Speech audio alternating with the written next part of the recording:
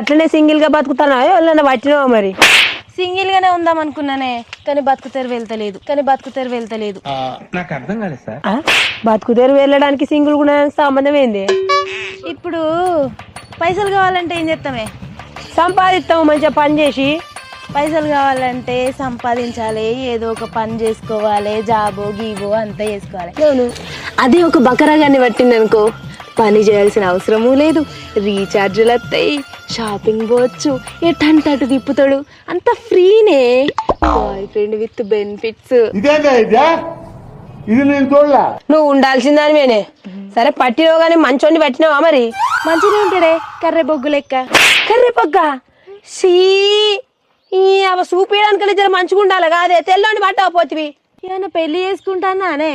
ఎట్లుంటాయింది అంటే అది పెళ్లి చేసుకోకున్నా నీ దోస్తున్నాయి అనుకో, ఇంటికి ఆడదో అదో ఇదో వాళ్ళు